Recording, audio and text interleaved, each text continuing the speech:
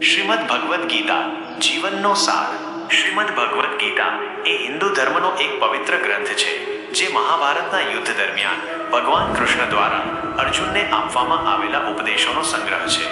ગીતામાં 18 અધ્યાયો અને 700 શ્લોકો છે અને તે જીવનના દરેક પાસાને સ્પર્શ કરે છે. ગીતાનો મુખ્ય વિષય એ છે કે મનુષ્યએ પોતાના જીવનના ઉદ્દેશ્યને કેવી રીતે ઓળખવો અને તેને કેવી રીતે પ્રાપ્ત કરવો.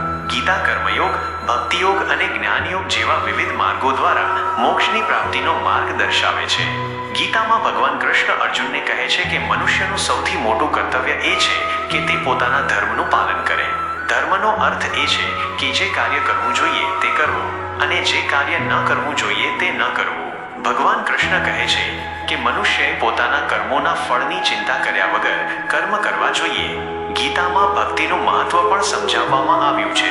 ભગવાન કૃષ્ણ કહે છે કે જે મનુષ્ય તેમને પ્રેમ કરે છે અને તેમની ભક્તિ કરે છે તે તેમને પ્રાપ્ત કરે છે. જ્ઞાનનું મહત્વ પણ ગીતામાં સમજાવવામાં આવ્યું છે. ભગવાન કૃષ્ણ કહે છે કે જે મનુષ્ય તેમને જાણે છે તે મોક્ષને પ્રાપ્ત કરે છે. ગીતા એ એક એવો ગ્રંથ છે જે દરેક મનુષ્ય માટે ઉપયોગી છે. ગીતા જીવનના દરેક પ્રશ્નનો જવાબ આપે છે. ગીતામાં ભગવાન કૃષ્ણે જે ઉપદેશો આપ્યા છે તે આજે પણ એટલા જ પ્રાસંગિક છે જેટલા તે હજારો વર્ષો પહેલા હતા. ગીતાનો અભ્યાસ કરવાથી મનુષ્યને જીવનનો સાચો અર્થ સમજાય છે અને તે પોતાના જીવનને સફળ બનાવી શકે છે. ગીતાના 18 અધ્યાયોનો સંક્ષિપ્ત સાર. 1. વિષાદ યોગ. અર્જુન યુદ્ધના મેદાનમાં પોતાના સ્વજનોને જોઈને દુઃખી થાય છે અને યુદ્ધ ન કરવાનો નિર્ણય કરે છે. 2. સાંખ્ય યોગ.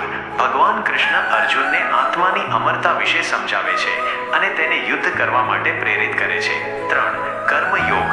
ભગવાન કૃષ્ણ અર્જુનને કર્મયોગનું મહત્વ સમજાવે છે અને તેને ફળની ચિંતા કર્યા વગર કર્મ કરવા માટે કહે છે.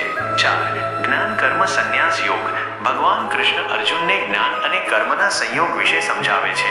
5. સંન્યાસ યોગ.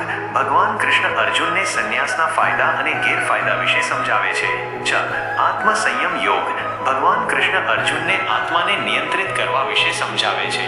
7. પરમાત્મા વિજ્ઞાન યોગ. ભગવાન કૃષ્ણ અર્જુનને પોતાના સ્વરૂપ વિશે સમજાવે છે. 8. અક્ષર બ્રહ્મ યોગ.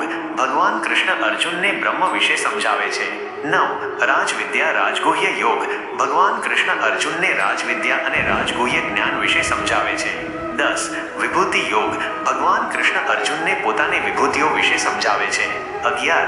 વિશ્વરૂપ દર્શન યોગ. ભગવાન કૃષ્ણ અર્જુનને પોતાનું વિશ્વરૂપ દર્શન કરાવે છે. 12. ભગવાન કૃષ્ણ અર્જુનને ભક્તિનું મહત્વ સમજાવે છે. 13. ક્ષેત્રજ્ઞ વિભાગ યોગ. ભગવાન કૃષ્ણ અર્જુનને ક્ષેત્ર અને ક્ષેત્રજ્ઞ વિશે સમજાવે છે. 14. ગુણત્રય વિભાગ યોગ. ભગવાન કૃષ્ણ અર્જુનને 3 ગુણો વિશે સમજાવે છે. 15. પુરુષોત્તમ યોગ. ભગવાન કૃષ્ણ અર્જુનને પુરુષોત્તમ વિશે સમજાવે છે. 16. દૈવાસુર સંપદ વિભાગ યોગ. ભગવાન કૃષ્ણ અર્જુનને દૈવી અને આસુરી સંપત્તિ વિશે સમજાવે છે. 17. શ્રદ્ધાત્રય વિભાગ યોગ. ભગવાન કૃષ્ણ અર્જુનને 3 પ્રકારની શ્રદ્ધા વિશે સમજાવે છે. 18. મોક્ષ સંન્યાસ યોગ.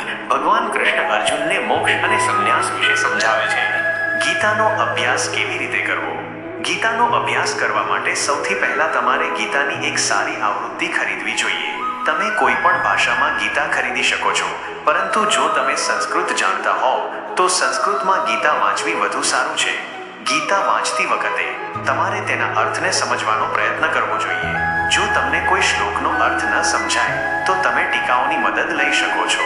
તમે ગીતા વિશેના પુસ્તકો અને લેખો પણ વાંચી શકો છો. ગીતાનો અભ્યાસ નિયમિતપણે કરવો જોઈએ. તમે દરરોજ થોડા શ્લોકો વાંચી શકો છો અથવા તમે અઠવાડિયામાં એકવાર ગીતાનો અભ્યાસ કરી શકો છો. ગીતાનો અભ્યાસ કરવાથી તમને ઘણો ફાયદો થશે. તમને જીવનનો સાચો અર્થ સમજાશે અને તમે તમારા જીવનને સફળ બનાવી શકશો.